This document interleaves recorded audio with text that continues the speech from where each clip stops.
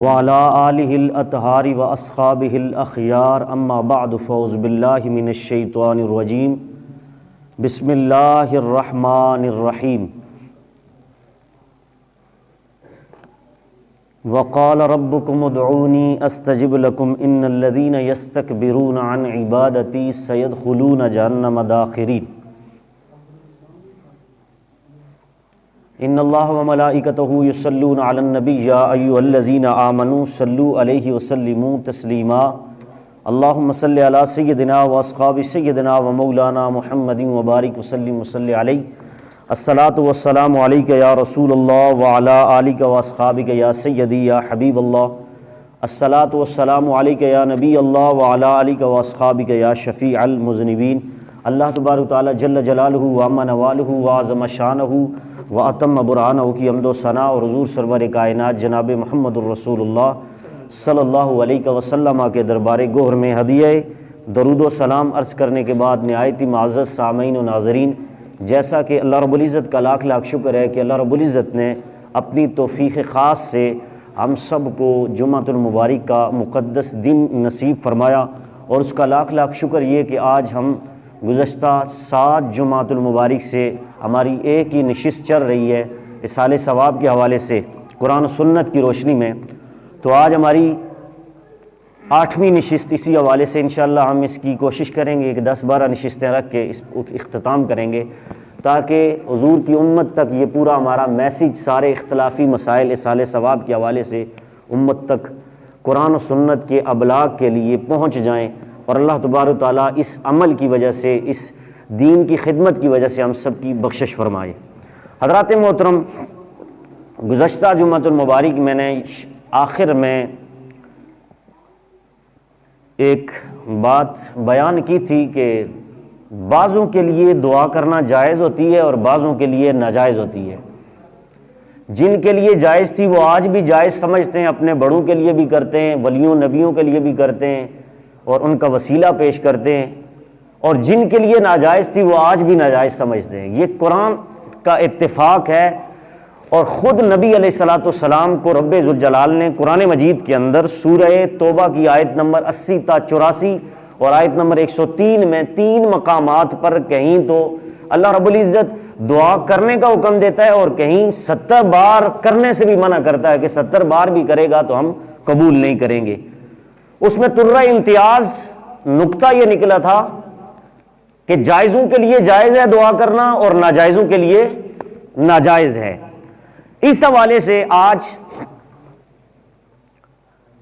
چند باتیں احادیث کی روشنی میں، اور پھر جن لوگوں کے لیے دعا منع کی گئی تھی اللہ نے قرآن میں، اور پھر حدیث سے بھی ابھی میں آپ کے سامنے سیاستہ کی، اور بخاری شریف قرآن کے بعد جو اصح الکتاب بعد کتاب اللہ، جو قرآن کے بعد سب سے معتبر کتاب ہے بخاری، اس کے اندر سے روایت پیش کروں گا کہ جس میں نبی علیہ الصلوۃ والسلام کے سامنے 3 ملکوں کے لوگ بیٹھے ہوئے تھے، اور تینوں نے اپیل کر دی کہ یا رسول اللہ ہمارے ملک کے لیے دعا کریے کہ ہمارے ملک میں خیر و برکت نازل فرما۔ تو میرے نبی علیہ الصلوۃ والسلام نے 3 طبقوں میں سے 2 طبقات کے لیے دعا کا اہتمام کر لیا، اور تیسرا جو طبقہ تھا وہ دعا کی اپیل کرتا رہا، یا رسول اللہ ہمارے لیے بھی کیجئے، ہمارے لیے بھی کیجئے۔ 3 مرتبہ کہنے کے باوجود میرے نبی نے وہاں اشارتاً ان کے لیے یہ لفظ بولے کہ میں تمہارے لیے ہرگز دعا نہیں کروں گا، اور تمہارے لیے کرنی بھی کیا ہے کہ تم ہی نے تو امت میں جا کر آخر میں دعا کا منکر بننا ہے۔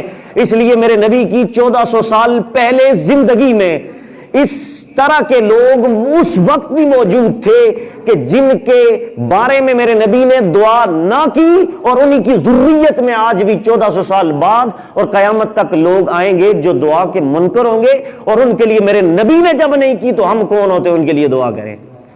آئیے اس پر دلیل سنیے۔ بخاری شریف کے اندر جلد نمبر 1 صفحہ نمبر 215، اور اسی طرح حدیث نمبر 1077 ہے، اور اسی طرح دوسرے مقام پر بخاری شریف کی حدیث نمبر 7094 اور تیسرے مقام پر ترمذی شریف کی جلد 2 صفحہ نمبر 713 حدیث نمبر 3920. اب یہ حدیث کا ریفرنس ہے. میرے نبی علیہ الصلوۃ والسلام بیٹھے ہوئے تھے اور 3 ملکوں کے لوگ تھے. شام کے لوگ تھے, یمن کے لوگ تھے اور نجد کے لوگ تھے. کہاں کے؟ نجد کے ایک علاقہ ہے, وہاں کے لوگ بیٹھے ہوئے تھے, شام کے لوگ بیٹھے ہوئے تھے اور یمن کے لوگ بیٹھے ہوئے تھے. اب تینوں طبقوں نے, 3 گروہ لوگوں کے جو تھے, انہوں نے اپیل کی یا رسول اللہ, ہمارے نجد والوں نے کہا یا رسول اللہ ہمارے نجد کے لیے دعا کیجئے کہ اللہ پاک نجد میں برکتیں اتارے. یمن والے نے کہا یا رسول اللہ ہمارے یمن کے لیے دعا کیجئے کہ اللہ پاک یمن میں برکتیں عطا فرما دے. ساتھ ہی نجدی گروہ بیٹھا ہوا تھا. یہ کون سا نجدی گروہ ہے؟ اس کی پوری نشانیاں میں بیان کروں گا کہ حضور نے قیامت تک ان نجدی گروہ کے ایک ایک نشانی بتا کر امت پر احسان کر دیا کہ اس طرح کے لوگ میری امت میں آئیں گے اور اسی میں سے دجال کا فتنہ نکلے گا, اور یہ ولیوں کے بھی گستاخ ہوں گے, نبیوں کے بھی گستاخ ہوں گے.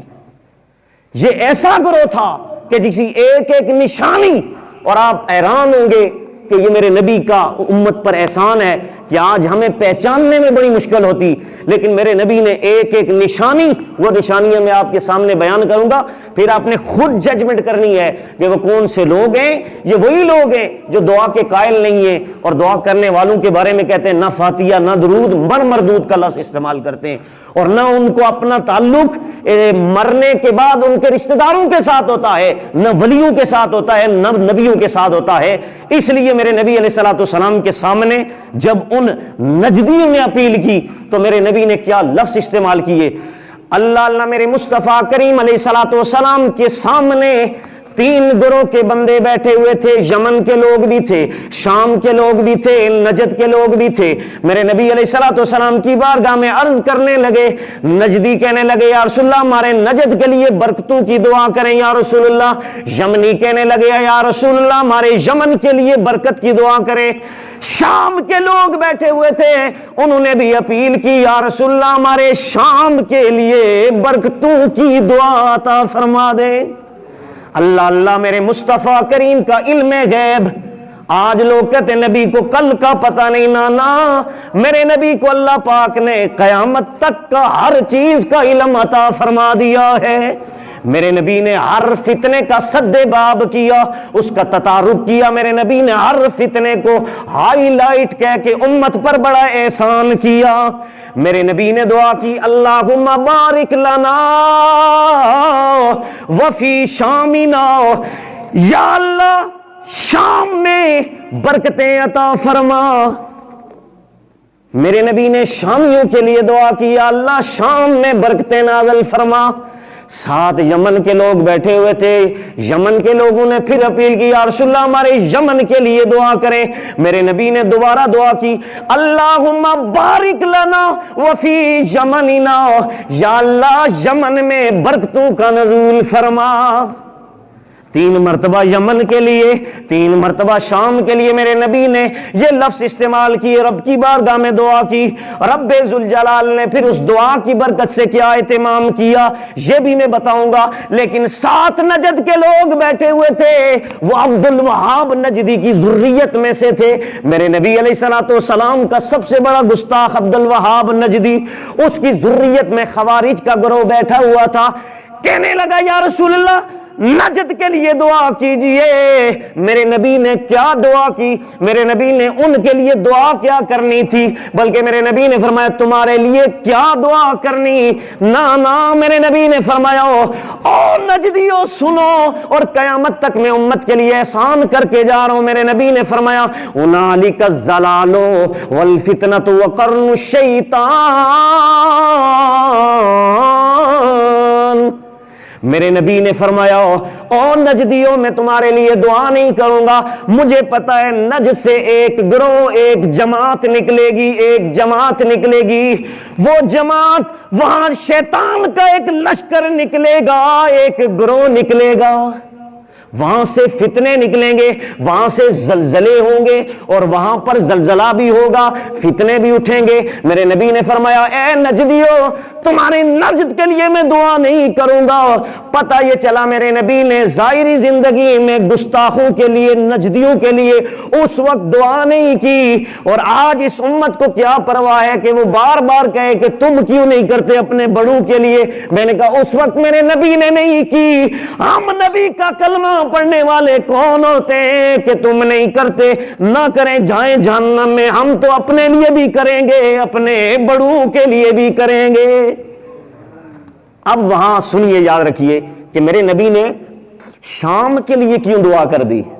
نکتہ ہے نا ذہن میں خیال، ان کے لیے کیوں دعا کی اور یمن کے لیے کیوں کی؟ آؤ ذرا نکتہ سنو علمی، شام کے لیے کیوں کی؟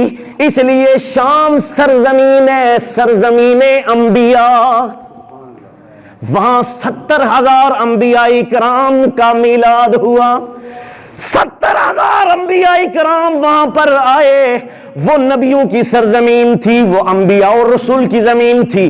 ایک روایت کے اندر آتا ہے جناب ابراہیم علیہ السلام وہاں پر آئے، دوسری روایت کے اندر آتا ہے آدم علیہ السلام وہاں پر آئے، حضرت ایوب علیہ السلام آئے، حضرت یعقوب علیہ السلام آئے۔ تفسیر قرطبی کے حوالے سے عرض کر رہا ہوں، 70,000 انبیاء کرام کی سرزمین تھی، اس لیے میرے نبی نے شام کی برکتوں کی دعا کر دی۔ تو یہ شام کی سرزمین، سرزمین انبیاء، اس لیے برکت کی دعا میرے نبی نے کر دی۔ اور یمن کے لیے کیوں کی؟ یہ یمن کی سرزمین، سرزمین اولیاء ہے۔ کون سی؟ سرزمین اولیاء۔ یہاں سے ایک اللہ کا بہت بڑا ولی، کون سا ولی؟ جس کے بارے میں مسلم شریف کے اندر جلد 1 صفحہ نمبر 49 پر روایت موجود ہے۔ میرے نبی نے حضرت مولا کائنات مولا علی کرم اللہ وجہ الکریم، جو سارے ولیوں کے سردار ہیں، ولایت کا سلسلہ حضرت مولا کائنات سے چلا ہے، ان کو اور سیدنا عمر فاروق کو بھیجا، جا کر کہا یمن میں چلے جاؤ، اور یمن میں جا کر عمر تم بھی چلے جاؤ، علی تم بھی جاؤ، اور یہ میرا جبہ جا کر اویسے کرنی یمنی کو تحفہ دے دو۔ یہ اویس وہ عاشق تھا جس نے اپنی والدہ کی خدمت کی وجہ سے میرے نبی کی صحابیت کا شرف اس کو نہ مل سکا، اور میرے نبی اکثر مدینے کی سرزمین پر کھڑے ہو کر اپنے کرتے مبارک کے بٹن کھول کر یمن کی طرف اشارہ کر کے کہتے تھے کہ مجھے یہاں سے عشق کی خوشبو آتی ہے۔ کیا آتی ہے؟ عشق کی خوشبو آتی ہے۔ عاشقوں کی سرزمین کے لیے دعا کر دی۔ یہ حضرت اویس قرنی یمنی، یہ صرف اپنی والدہ بوڑھی ماں کی خدمت کی وجہ سے ان کو صحابیت کا شرف نہ مل سکا۔ ایک مرتبہ چلے گئے میرے نبی کے گھر میں، میرے نبی کے دربار میں، میرے نبی کے دروازے پہ دستک دی، اندر سے آواز آئی، میرے نبی کہیں سفر پر گئے، واپس پلٹ آئے۔ صحابیت کا شرف نہ مل سکا، لیکن اس ولی اور ولیوں کے سردار اور عاشقوں کے سردار اویس قرنی کے پاس حضرت علی کرم اللہ وجہ الکریم کو اور حضرت عمر فاروق کو بھیجا۔ میرے نبی نے فرمایا جا کر اویس کے پاس جاؤ، فمروہ فلیستغفر لکم۔ اب بخشش کی بات ہو رہی ہے نا، دعا کی بات ہو رہی ہے، تو میرے نبی نے حضرت مولا کائنات کو بھیجا اور حضرت عمر فاروق کو بھیجا، بھیج کر یہ فرمان بھی ساتھ بھیجا کہ جا کر اویس سے عمر تم بھی، علی تم نے بھی میری امت کی بخشش کی دعا کا اہتمام کروانا ہے، اور اویس کو کہنا اے اویس میری امت کی بخشش کی دعا کرنا۔ کیا کرنا؟ امت کی۔ پتہ یہ چلا یہ دعا کرنے والے یہ دعا کا عقیدہ رکھنے والے اب لوگ کہتے ہیں ولیوں کے پاس کیوں جاتے ہو، اور ولیوں کے جہاں پاس جانا شرک شرک۔ میں نے کہا صبح سے شام تک شرک کی رٹے لگانے والوں، میں تم سے پوچھتا ہوں کیا رسول اللہ نے شرک کی تعلیم دی عمر فاروق کو بھیج کر، مولا کائنات کو بھیج کر کہ جا کر شرک کرو، جا کر حضرت اویس کرنی سے امت کی بخشش کی دعا کرو؟ یہی عقیدہ امت کا آج تک رہا، ہم ولیوں کے پاس جا کر اپنی بخشش اور اپنے مرحومین کی بخشش کے لیے ولیوں سے دعا کا اہتمام کرواتے ہیں۔ اور یہ میرے نبی کی ظاہری زندگی میں ایسا ہوا کہ میرے نبی نے بنیاد رکھی کہ آج تم یہ کہتے ہو کہ ولیوں سے دعا کرنا شرک ہے، تو سنو یہ امت توحید ہے، یہ امت شرک کبھی نہیں کر سکتی، کیونکہ میرے نبی نے قسم کھا کے کہا تھا واللہ ما اخاف علیکم ان تشرکوا بعدی، اے میری امت کے لوگوں مجھے تم پر شرک کا خوف نہیں ہے، میں اللہ کی قسم کھا کے کہتا ہوں ولکن تنافسوا فیہا، ہاں مجھے یہ پتا ہے اس چیز کا خوف ہے کہ میری امت مال کی لالچ میں پڑ جائے گی، اور ایسا ہی ہوا۔ آج مال کی پڑی ہوئی ہے، شرک سے یہ امت بچی ہوئی ہے، یہ امت توحید ہے۔ اس لیے میرے نبی کا بھیجنا اور حضرت اویس کرنی سے دعا کا اہتمام کرنا، امت کی بخشش کی دعا کروانا، اس بات کی دلالت کرتا ہے کہ ولیوں سے دعا کروانا حضرت فاروق اعظم اور حضرت مولا کائنات مولا علی کرم اللہ وجہ الکریم کی سنت ہے۔ کس کی سنت ہے؟ اور میرے نبی کا بھیجنا اس بات کی دلالت کرتا ہے کہ میرے نبی بھی یہی چاہتے ہیں کہ میری امت کی بخشش ہو جائے۔ کیا ہو جائے؟ بخشش ہو جائے۔ یاد رکھیے یہ حضرت اویس کون ہیں کہ میرے نبی نے فرمایا ان خیر التابعین رجل یقال له اویس، میرے نبی نے فرمایا تھا یہ میرے سارے تابعین صحابی کو دیکھنے والے کو تابعی کہتے ہیں، سب تابعین کا سردار اویس کرنی ہے، اور سب صحابہ کا سردار ابو بکر الصدیق ہے، اور میرے نبی سارے نبیوں کے سردار ہیں۔ کیسا سٹیپ بنا؟ سارے تابعین کا سردار، خیر التابعین رجل یقال له اویس۔ مسلم کی جلد 1 صفحہ 49 پر روایت موجود ہے کہ میرے نبی نے فرمایا لو اقسم لا برہ علی اللہ، یہ اگر اویس قسم کھا دے تو اللہ تبارک تعالیٰ اس کی قسم کو پورا فرما دیتا ہے، یعنی اس کی بات کو مان لیتا ہے۔ یہ وہ اویس ہے کہ مستجاب الدعوات کی صورت میں اللہ پاک نے اویس کرنی کو یہ شرف عطا فرمایا تھا۔ اور حضرت اویس کرنی کے پاس جس وقت جبہ لے کر میرے نبی کا تحفہ لے کر، جبہ مبارک یہ جو ہم پہنتے ہیں، یہ جبہ لے کر میرے نبی نے تحفہ بھیجا، پتہ یہ چلا ولیوں کی بارگاہ میں تحفہ پیش کرنا براہ راست میرے نبی کی سنت ہے۔ آج ہم ولیوں کے پاس کوئی تحفہ لے کر جاتے ہیں، لوگ کہتے ہیں یہ کہاں ہے؟ تو سنو مسلم کی روایت، میرے نبی نے خود اپنی ظاہری زندگی میں ولی کے پاس صحابہ کو بھیج کر بتایا، کیونکہ حضرت اویس کرنی مفضول ہیں اور حضرت مولا کائنات حضرت عمر فاروق افضل ہیں۔ پتہ یہ چلا افضل مفضول کے پاس جا کر امت کی بخشش کی سفارش کروا سکتا ہے۔ یہ میرے نبی کی ظاہری زندگی میں اس بنیاد کی سنت کو رکھ کر میرے نبی نے امت کو یہ بتایا کہ ولیوں سے دعا کرنا، کوئی اگر چھوٹا بڑے سے کروائے یا بڑا چھوٹے سے کروائے، یہ براہ راست میرے نبی کی سنت ہے۔ یہ نہیں ہے کہ میں بڑا ہوں میں کسی چھوٹے سے نہیں کروا۔ صحابہ ہو کر تابعی سے دعا کرنا اس بات کی دلالت کرتا ہے کہ کیا پتا کس کی دعا رب کی بارگاہ میں قبول ہو جائے۔ اور حضرت اویس کرانی یمنی یہ سجدے کی حالت میں تھے تو حضرت فاروق اعظم پہنچے اور حضرت مولا کائنات پہنچے۔ مسلم کی روایت موجود ہے جب انہوں نے دیکھا تو اویس کرانی سجدے میں تھے۔ کس میں تھے؟ سجدے کی حالت میں تھے، اور فوراً جا کر جب یہ دیکھا کہ حضور کی طرف سے پیغام آیا، سمجھ گئے کہ حضور کی طرف سے تحفہ آیا، فوراً سجدے سے میں سر اٹھایا اور اٹھا کر سب سے پہلے فاروق اعظم اور مولا کائنات سے کہا یار وہ جبہ تو دو جو میرے نبی نے تمہیں دے کر بھیجا ہے۔ یہ ہے ولی کے علم، جس کے بارے میں امداد المشتاق الی اشرف الاخلاق اشرف علی تھانوی جو بندی مکتبہ فکر کے مولوی صاحب ہیں، انہوں نے اپنی کتاب کے صفحہ نمبر 121 پر لکھا کہ لوگ یہ کہتے ہیں ولی اور نبی کے پاس غیب نہیں ہوتا، میں یہ کہتا ہوں ولی نبی جس طرف نظر کرتے ہیں اللہ تبارک تعالیٰ ان کو سارے غیب عطا فرما دیتا ہے۔ یہ غیب تھا ولی کا کہ حضرت اویس قرنی کو پتہ چل گیا کہ میرے نبی نے مدینے سے مجھے جبہ بھیجا ہے تحفے کی صورت میں، اور کیا کہا؟ کہا اگر تمہیں تھوڑی دیر تک لیٹ آتے، تھوڑی دیر بعد آتے، اے عمر اور علی تم تھوڑی دیر بعد آتے تو اللہ کی عزت کی قسم میں حضور کی پوری امت کو بخشوا کر سر اٹھاتا۔ اتنا اللہ پاک نے مجھے یہ مقام عطا کیا تھا کہ میں صرف خود سجدہ کرتا اور سجدے کی حالت میں رب سے میری رب کے ساتھ ایسی لو لگی ہوئی تھی کہ میں رب کو منا لیتا اور حضور کی امت کو بخشوا لیتا۔ حضرات محترم، یہ اویس قرنی یمنی ہے کہ اللہ پاک نے ان کو یہ مقام عطا فرمایا ہے کہ یہ امت پوری امت بخشوانے کی صلاحیت رکھتے ہیں۔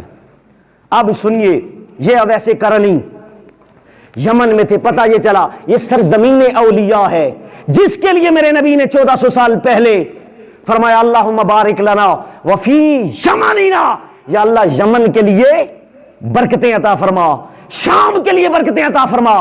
اور نجدیوں کے لیے دعا نہ کرنا اس بات کی دلالت کرتا ہے کہ میرے نبی کے علم غیب سے میرے نبی کو پتا تھا کہ میں نجد کے لیے دعا نہیں کروں گا، اس لیے نجد سے ایسا فرقہ نکلے گا، ایسا گروہ نکلے گا جو نبیوں کا بھی بے ادب ہوگا، ولیوں کا بھی بے ادب ہوگا۔ اس لیے میرے نبی نے شام کے لیے، کیونکہ شام سرزمین تھی انبیاء اور رسل کی سرزمین تھی، یمن سرزمین تھی ولیوں کی، ولیوں اور نبیوں کی سرزمین کے لیے یہاں عاشقوں نے آنا تھا، محبت والوں نے آنا تھا۔ میرے نبی نے دعائے برکت کا اہتمام کر دیا اور نجدیوں کے لیے نہ کر کے اس بات کو اپنی ظاہری زندگی میں سنت کے طور پر رکھ کر بتا دیا کہ تم نے من نجدیوں کے لیے دعا نہیں کرنی، یہ تو دعا کے خود منکر ہوں گے۔ حضرات محترم، اس حدیث کی تطبیق اس حوالے سے کی کہ اب یہ کتاب الخوارج کے اندر یہ حدیث ہے کہ جس میں نجدیوں کے لیے دعا نہ کی، کیوں کہ اس لیے یہ ایسے بدبخت لوگ تھے کہ جن کی نشانیاں بھی میرے نبی نے اپنی ظاہری زندگی میں بتا دی۔ ایک بندہ آیا، میرے نبی سونا تقسیم، مال غنیمت تقسیم کر رہے تھے۔ کیا تقسیم کر رہے تھے؟ مال غنیمت تقسیم کر رہے تھے۔ اب نشانیاں سنو ان کی، جو دعا کا اہتمام نہیں کرتے، اور آج بھی بدبختی اس امت کی کہ ہر جگہ مذاق کرتے ہیں دعا کرنے والوں کا اور اشارے سے کونیاں مارتے۔ میں نے قرآن سے ثابت کیا تھا کہ ایسے لوگ قیامت کے دن اللہ انہیں جہنم میں ذلیل کر کے ان سے کلام ہی نہیں کرے گا۔ جب رب نہیں کلام کرتا تو ہمیں کیا ضرورت ہے ان سے کلام کرنے کی؟ رب ان کے منہ نہیں لگتا، میرے نبی نے ان کے لیے دعا نہ کی تو ہم کون ہوتے ہیں انہیں کہنے والے یار تم اپنے لیے کیوں نہیں دعا کرتے؟ تو سنو میرے نبی نے کیا نشانیاں بنائی۔ نشانیاں کب بیان کی کہ اس گروہ کا جو بڑا بانی تھا یہ حضور کی ظاہری زندگی میں آیا تھا اور میرے نبی علیہ الصلوۃ والسلام مال غنیمت تقسیم کر رہے تھے۔ بخاری شریف کے اندر حدیث پاک موجود ہے، حدیث نمبر 6 ہے، بخاری کی حدیث نمبر 6 ہے۔ میرے نبی علیہ الصلوۃ والسلام نے خود فرمایا کہ وَأَنَا قَاسِمٌ وَاللَّهُ يُؤْتِي، مجھے رب عطا کرتا ہے، میں امت میں تقسیم کرتا ہوں۔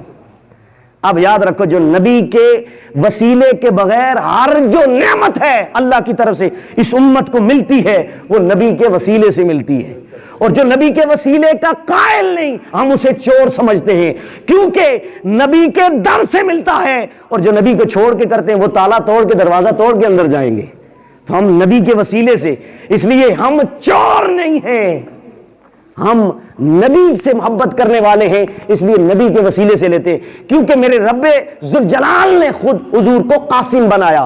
رب یوتی ہے، رب موتی ہے، عطا کرنے والا ہے، اور میرے نبی امت میں رزق اور ہر طرح کی نعمت تقسیم کرنے والے ہیں۔ جو بھی نعمت کسی کو ملے گی وہ میرے نبی کے دروازے سے ملے گی، ہاتھ سے ملے گی۔ اب یہاں پر سنو، جس وقت میرے نبی مال غنیمت تقسیم کر رہے تھے، تقسیم کرتے کرتے تمیمی نام کا بندہ، وہ کیا کہنے لگا اعدل یا رسول اللہ، بخاری کے اندر حدیث پاک موجود ہے، کہنے لگا یا رسول اللہ آپ نے عدل نہیں کیا معاذ اللہ۔ اب مجھے بتائیں کہ ایک بندہ ڈائریکٹ رسالت مآب صلی اللہ علیہ وسلم کے سامنے اتنی بڑی گستاخی کر رہا ہے کہ یا رسول اللہ آپ نے عدل نہیں کیا، اس سے بڑی گستاخی اور بے ادبی ہو سکتی ہے نبی کی کہ بندہ سامنے کہہ رہا ہے یا رسول اللہ آپ نے عدل نہیں کیا۔ صحابہ کرام نے تلواریں لے لی، یا رسول اللہ آپ حکم دے دیں ہم اس کا سر قلم کر دیں۔ فاروق اعظم تو ہر وقت تلوار ان کے ہاتھ میں پکڑی ہوتی تھی، کہا آپ اجازت دیں میں اس کا سر قلم، حضور نے فرمایا نہیں۔ اب ایک تو کیا کہنے لگا اعدل یا رسول اللہ آپ نے عدل نہیں کیا، تو میرے نبی نے کیا فرمایا انا امین فی السماء والارض، زمین و آسمان میں سب سے بڑا عدل کرنے والا اللہ تبارک و تعالیٰ نے مجھے ہی تو بنا کر بھیجا ہے، تو مجھے کہتا ہے میں نے عدل نہیں کیا۔ اتنی بڑی توہین، اور ساتھ تبلیغ کیا کر رہا ہے نبی کو، توحید کا درس دے رہا ہے، اس وقت توحید کا درس دے رہا ہے۔ کیا کہنے لگا اتقوا اللہ، یا رسول اللہ اللہ سے ڈریے۔ کس سے ڈریے؟ اللہ سے ڈریے۔ اس وقت نبی کی بارگاہ میں ایک بدبخت گستاخوں کا بڑا سرغنہ، میرے نبی بنیاد حضور کے دور میں گستاخی کی ہوئی، اور اس کی ذریت سے قیامت کے دن مال مسیح الدجال، بخاری کے اندر حدیث پاک موجود ہے، اسی کی گروہ سے امت میں ایسے لوگ آئیں گے، اس کی نشانیاں میرے نبی نے بیان فرمائی۔ کہنے لگا یا رسول اللہ اللہ سے ڈریے۔ کس سے ڈریے؟ اللہ سے ڈریے۔ اب یہ اس نے کب کہا اللہ سے ڈریے؟ یہ توحید کا درس ہے، اور معاذ اللہ اتنی بڑی گستاخی کہ جس نبی نے اللہ کی توحید، اور جس نبی سے ڈرنے والا کائنات میں کوئی پیدا ہی نہیں ہوا، اللہ سے ڈرنے والا کائنات میں کوئی ایسا پیدا ہی نہیں ہوا جیسا میرے نبی کو اللہ نے بنا کر بھیجا ہے، لیکن وہ نبی علیہ الصلوۃ والسلام کو، امام الانبیاء کو کہنے لگا اللہ سے ڈریے۔ اور میرے نبی نے کیا فرمایا انا خبر السماء مسا صباحا و مساحا، صبح سے شام تک میرے پاس غیب کی خبریں آتی ہیں۔ کون سی خبریں آتی ہیں؟ غیب کی خبریں آتی ہیں۔ جو ہی اس نے غیب کا لفظ سنا تو اس کے سینہ چھلی ہو گیا، جلن پیدا ہو گئی، کہنے لگا یہ نبی کہہ رہا ہے میں غیب جانتا ہوں، غیب تو اللہ جانتا ہے، نبی کو کیا پتا۔ اس نے وہاں اعتراض کیا اور فوراً کہنے لگا کہ یعنی کہ توحید کا درس دیا، اتقوا اللہ، اللہ سے ڈریے۔ آپ کیا کہہ رہے ہیں کہ میرے پاس صبح شام غیب کی خبریں آتی ہیں؟ تو یاد رکھیے غیب ہے اللہ، کون؟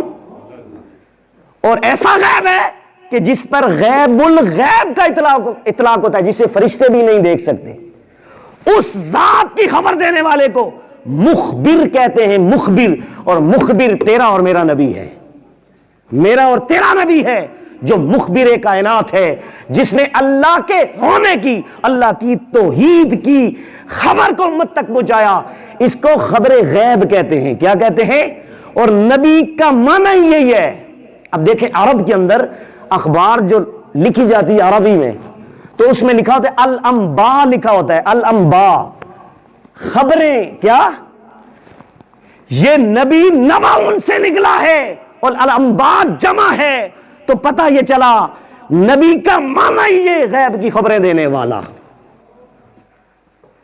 النبوۃ التی ہی الاطلاع علی الغیب، نبی اس ذات کو کہتے ہیں کہ جس کو اللہ غیب کی نعمتیں عطا فرما دے۔ یہ میرے نبی کا مقام ہے۔ اس نے علم غیب کو سن کر اس کو ایسی جلن ہوئی کہ سامنے رسالت مآب جناب محمد رسول اللہ سامنے کھڑے ہیں، اور اس نے توہین کر دی، کہنے لگا اتقوا اللہ، اللہ سے ڈریے، غیب تو اللہ جانتا ہے، آپ کہتے ہیں صبح شام سے میرے پاس غیب خبریں آتی ہیں۔ میرے نبی کے سامنے صحابہ اٹھے، تلواریں لی، میرے نبی نے فرمایا نہیں ایسا نہ کرنا۔ کیوں؟ اس لیے وہ نماز پڑھنے والا تھا، وہ روزے رکھنے والا تھا۔ اور کیسی روزے؟ میرے نبی نے فرمایا اس کو کچھ نہ کہنا، کہا اس کی اولاد میں سے لوگ پیدا ہوں گے، ان کی یہ نشانیاں ہوں گی۔ میرے نبی نے فرمایا دیکھو اس کو۔ اب جب وہ اتقوا اللہ توحید کا درس دے کے نکل رہا تھا، تو اس نے یہ آڑ محسوس نہیں کی کہ میں اپنی پشت نبی کی طرف کر رہا ہوں، یہ کتنی بڑی توہین ہے۔ ایسے اس نے پشت کی تو میرے نبی نے کہا انظر، دیکھو یہ اس طرح کا بندہ، اس کو غور سے دیکھ لو، جو مجھے توحید کا درس دے رہا تھا اور میرے علم غیب پر انکار کر رہا تھا اور مجھے عدل والا نہیں مان رہا تھا۔ سنو یہ بے ادبی کرنے والا گستاخ، اس کو غور سے دیکھو۔ میرے نبی نے کیا فرمایا؟ میرے نبی نے فرمایا سنو، یہ جو سامنے بندہ جا رہا ہے اس کو غور سے دیکھ لو، اس کی ساری نشانیاں میں تمہیں بتاتا ہوں کیا کیا نشانیاں ہیں۔ اب سنو میرے نبی نے کیا فرمایا۔ میرے نبی نے فرمایا مشمر الازار، یہ شلواریں ٹخنوں سے بھی اونچی رکھیں گے آدھی تہبند تک۔ اس کی اولاد میں سے، نسل سے قیامت تک ایسے بندے پیدا ہوں گے کہ مشمر الازار، بہت اونچا تہبند رکھیں گے آدھی پنڈلی سے اوپر۔ اور آگے فرمایا بخاری شریف کے اندر حدیث نمبر 4094 ہے، اور اسی طرح مسلم کے اندر 1064 ہے، اور اسی طرح آگے میرے نبی نے فرمایا یحقر احدکم صلاتہ مع صلاتہم وصیامہم مع صیامہم۔ اے میرے صحابہ سنو، یہ اتنی نمازیں پڑھیں گے اس کی گروہ والے لوگ کہ تم ان کی نمازیں دیکھ کے کہو گے کہ ان جیسا کوئی نمازی ہے ہی نہیں ہے اس امت میں۔ صحابہ کو کہا جا رہا ہے تم بھی اپنی نمازوں کو ان کے سامنے حقیر سمجھو گے۔ اور مع صلاتہم وصیامہم مع صیامہم، یہ اتنے روزے رکھیں گے کہ تم یہ کہو گے کہ ان جیسے روزے تو کسی نے رکھے ہی نہیں ہیں۔ ایسے آبا تم بھی اپنے آپ کو روزے رکھنے والوں میں اپنے آپ کو حقیر سمجھو گے، یہ اتنے روزے رکھیں گے۔ اور آگے کتاب الزکات کے اندر حدیث نمبر 1064 ہے، اور آگے قرآن کے بارے میں کہا یقرؤون القرآن لیس قراءتہم الی قراءتہم بشیء، اور یقرؤون القرآن لا یجاوز حناجرہم کے لفظ ہیں۔ کہا یہ لوگ اس کی اولاد میں سے جو میری امت میں گستاخ پیدا ہوں گے، جو دعا کے بھی منکر ہوں گے، ان کی نشانی یہ ہوگی یہ قرآن اتنا پڑھیں گے، لوگ کہیں گے بڑا سونا قرآن پڑھتا ہے یار، بڑا میٹھا قرآن پڑھتا ہے، لیکن لا یجاوز حناجرہم، قرآن ان کی حلق سے نیچے نہیں اترے گا، اوپر اوپر ہوگا۔ اور آگے میرے نبی نے فرمایا وہ قرآن کی تلاوت ایسے کریں گے کہ ان کی تلاوت قرآن کے سامنے تمہیں اپنی تلاوت کی کوئی حیثیت نہیں ہوگی۔ مسلم شریف کے اندر حدیث نمبر 1066 ہے، اور آگے میرے نبی علیہ الصلوۃ والسلام نے تفصیل کے ساتھ فرمایا ینطقون الی آیات نزلت فی الکفار فجعلوها علی المؤمنین، اور 1024 حدیث کا نمبر ہے بخاری شریف کے اندر۔ حضرت عبداللہ ابن عمر فرماتے تھے کہ میرے نبی علیہ الصلوۃ والسلام نے یہ بھی اشارہ کیا کہ قرآن میں سے ایسی آیتیں نکالیں گے جو آیتیں اللہ رب العزت نے کفار کے لیے، مشرکین کے لیے نازل کی تھی، یہ ولیوں نبیوں پر چسپاں کریں گے معاذ اللہ، کہیں گے قرآن میں تو یہ آتا ہے۔ اور گویا نبی اور ولی کے اختیارات والی جو آیات ہیں اور ان کی کفار کی مذمت والی آیتیں وہ نبی اور ولیوں پر فٹ کریں گے۔ اور اسی طرح آگے میرے نبی نے فرمایا یؤمنون بحکمہ ویقبلون عند متشابہ، یہ آیتیں متشابہات پڑھ کے خود ہلاک ہو جائیں گے۔ اور آگے میرے نبی نے ان کے دماغی علامت بھی بتائی، فرمایا خداس الاسنان، یہ کم سن لڑکے ہوں گے اور بے وقوف ہوں گے۔ اور آگے میرے نبی نے فرمایا، یہ بخاری کی شریف کے اندر حدیث نمبر 6531 ہے، اور اسی طرح آگے فرمایا لا یجاوز ایمانہم حناجرہم، دوسری میں تھا قرآن کی تلاوت ان کی حلق سے نہیں اترے گی، لیکن اس میں ہے کہ ان کا ایمان حلق سے نیچے نہیں اترے گا، یہ بے ایمان ہوں گے۔ اور آگے میرے نبی نے فرمایا سنو تتعلمون ویتشددون فی العبادت، اور عبادت میں اتنے متشدد ہوں گے، اتنے متشدد ہوں گے اور اتنے انتہا پسند ہوں گے۔ میرے نبی نے فرمایا ہر وقت نماز کی بات کریں گے، ہر وقت روزے کے بارے میں کہیں گے، آؤ روزہ رکھتے ہیں، آؤ نماز پڑھتے ہیں، آؤ دین کی بات کرتے ہیں۔ لیکن میرے نبی نے فرمایا کہ یہ مصنف عبد الرزاق کے اندر میرے نبی نے فرمایا اتنے متشدد عبادت کے معاملے میں کہ ہر وقت عبادت کی لگی ہوگی، لیکن ایمان ان کے حلق سے نیچے نہیں اترے گا۔ اور یقرؤون القرآن لا یجاوز حناجرہم، قرآن پڑھیں گے ان کی حلق سے نیچے نہیں اترے گا۔ اور یخرج الناس من قبل المشرق، فرمایا یہ خارجی لوگ حرمین شریف سے، حرمین شریفین سے مشرق کی جانب سے یہ نکلیں گے۔ مشرق ایسا گروہ تھا کہ وہی نجد کا گروہ تھا، یہ نجد جو تھا یہ مشرق کی جانب ہے۔ اور میرے نبی نے فرمایا یہ شیطان کا یہاں سے ایک سینگ نکلے گا. اور میرے نبی نے فرمایا کہ ان کا قرآن پڑھنا، اور فرمایا لا یجاوز صلاتہم تراقیہم، نماز ان کے حلق سے نہیں نیچے اترے گی جس طرح قرآن نہیں اترے گا، امام نہیں اترے گا. اسی طرح اس مسلم شریف کی حدیث میں یہاں تک کہ فرمایا انہم کلاب النار، یہ جہنم کے کتے ہوں گے. کیا ہوں گے؟ جہنم کے کتے ہوں گے. اور آگے فرمایا یہ ہمیشہ نکلتے رہیں گے یہاں تک کہ ان کا آخری گروہ دجال کے ساتھ مل جائے گا. نسائی شریف کے اندر حدیث نمبر 4103 ہے. فرمایا ہم شر الخلق والخلیفہ. اگر تم پوچھنا چاہتے ہو میرے صحابہ، یہ جس بدبخت نے میری توہین کی، اس کی گروہ سے جو لوگ قیامت تک آئیں گے، ان کا حال یہ ہوگا شر الخلق، اس پوری مخلوق میں سب سے بدترین ناٹی لوگ جو ہیں وہ یہ لوگ ہوں گے، بڑے شرارتی لوگ اور شریر لوگ ہوں گے جنہیں حضور نے شرارتی کہا ہو.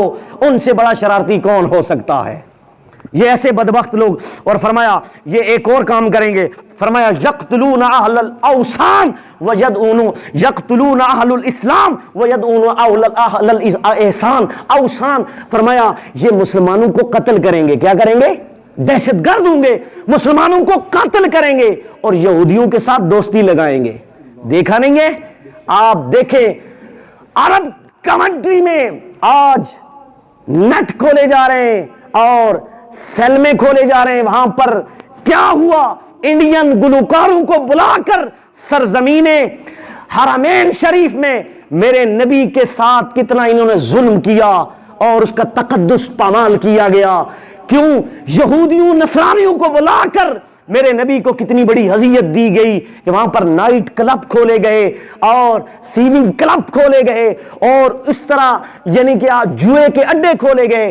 تقریباً 18 ایسے سیمے کھولے گئے. یہاں پر ننگی نائٹ فلمیں یہودیوں کے لگانے کے لیے انہوں نے سلمے کھولے. یہ کتنا بڑا امت کے ساتھ دھوکہ ہے. تو میرے نبی نے کہا فرمایا